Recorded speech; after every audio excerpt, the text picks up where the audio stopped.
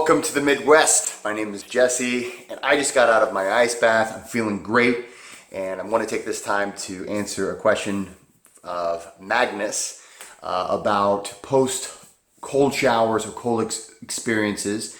But it's also a question I get from a lot of people, and this is a great opportunity to answer it.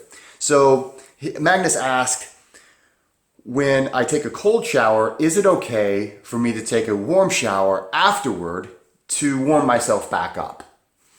And this question, of course, would apply to any kind of a cold exposure. Is it okay to get into like a sauna or steam room or hot shower or a hot tub or something like that after doing a cold exposure, just in the hopes that, hey, I can feel warm again? Okay, so this is a common question. And the answer is that, first of all, it's not like it's going to harm you to get into a sauna or a hot shower after your cold exposure. However, it could actually make you feel colder, strangely enough. It just depends on how extreme of a cold exposure you got into. But I've seen and I've felt shivers while sitting in a hot tub. And the reason for that is when you get into an ice bath or any kind of cold exposure, your skin has an enormous amount of capillaries, and it will close these capillaries in order to prevent the cold from getting into your circulation. So it closes up all these little capillaries on the extremities. And that's awesome. We're working out that circulatory system that we don't normally work out. But it's holding at the very tips of all of these little capillaries, it's holding just a little bit of cooled blood, super cooled blood. And when your hypothalamus realizes it's no longer in the cold, it will slowly or quickly open those capillaries up. The cold blood will go to your core, and that's where it's really sometimes difficult to process, but we have to process that cold blood.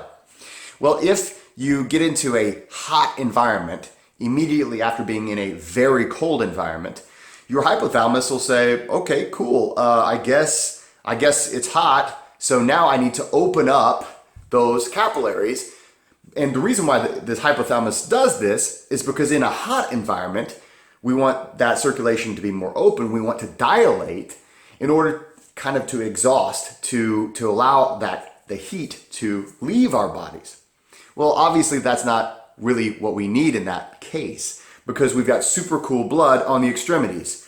So when you get out of the cold and go straight into hot, you're going to open up those blood vessels, and that cold blood will actually rush to your core much faster than if you stayed, not necessarily in the cold. You don't have to stay in the cold, but it'd be better if you were to stay out of the heat. So there's that. Point number 2. Part of the cold exposure training is the actual recovery. So part of Wim Hof method, or part of, even if you're just a polar bear or someone who's wanting to use cold exposure as part of your regular health routine, you have to understand that there's obviously all kinds of physical benefits, but part of it is also psychological.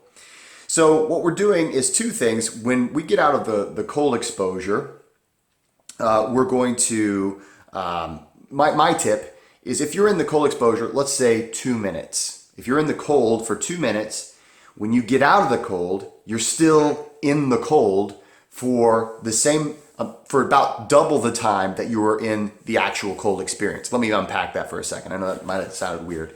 So when you're in the cold, let's say if you're in the cold for 2 minutes, after you get out of the cold, for the next 4 minutes, your body is starting that process of trying to figure out what to do with that super cool blood.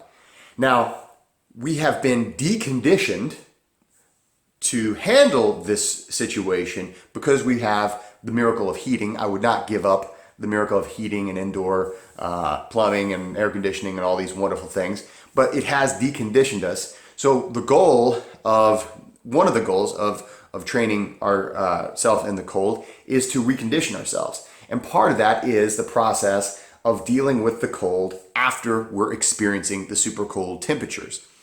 So my suggestion is to spend double the amount of time that you were in the cold, out of the cold. And what I do, I stand. I just stand still. In Qigong, they call it the clock pose. And all it really is you just stand still, straight as an arrow.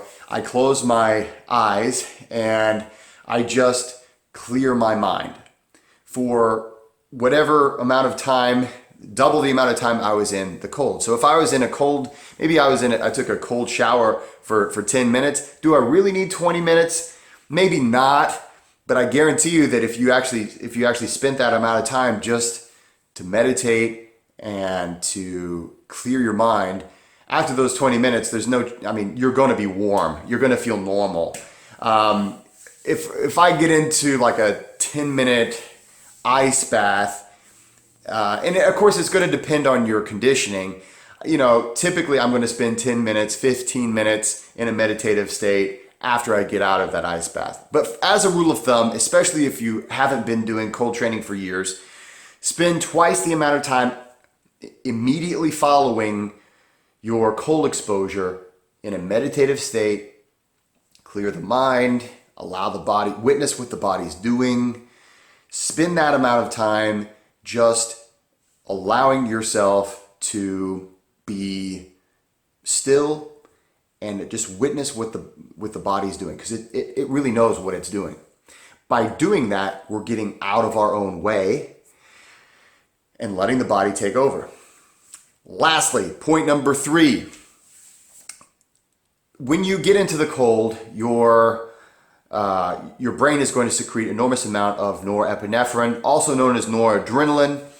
And this is a wonderful neurotransmitter hormone combination that is responsible for alertness, improved learning.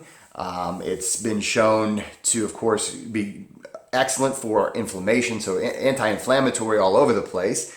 And it's also something that's been shown to help repair brain damage. There's so many different awesome things that just norepinephrine alone will do. Well, that is going to happen whether you get into the heat afterwards or not. So if you take a cold shower, while you're in the cold shower, you're getting that big dump of norepinephrine. You're getting that benefit. So if you get into a hot shower afterwards, it's not like you negate that benefit. So that benefit is fine. And really, there's not any real big problem with, as far as like, it's not going to hurt you to get into the heat after you get into the cold, unless you're going into like a sauna, a steam room, or a hot tub, something that is on the extreme hot side. And what we're trying to do, and the only danger is blood pooling. So blood pooling would be where your circulation doesn't necessarily bring back the blood to your heart and to your brain the way it's supposed to, and that's typically, it's not a problem. It's like I always say, it's never a problem until it's a problem. So rarely does it ever happen, but it can happen. So even if after your cold shower you take a warm shower, end with some cold. Okay, just do it for me, for your safety. Even if now whenever you do that, you're not going to get all the benefits that you would get if you would have let your body manage the cold by itself. But if you got to do it, you got to do it just for your own safety. At the end with some cold. So if you go into a sauna or a steam room or whatever, you should always end with cold, because that's going to close those capillaries up and it's going to make sure that all that blood gets pushed back in and it's where it needs to be. All right, guys, I hope that helps. I appreciate all the subscriptions. We've got over 1,000, so this community is growing really, really fast. So I'm really excited. Hoping to make some updates to the channel and add and improve. So I really am humbled by everybody's kind comments. So I really do appreciate it. Please take a look at my website and take a look at my blog. I'm going to try to add some more blog entries in the future. And guys, don't forget to go out there and be nice to people.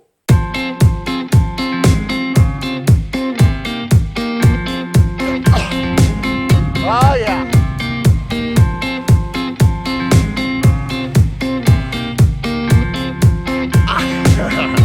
Okay.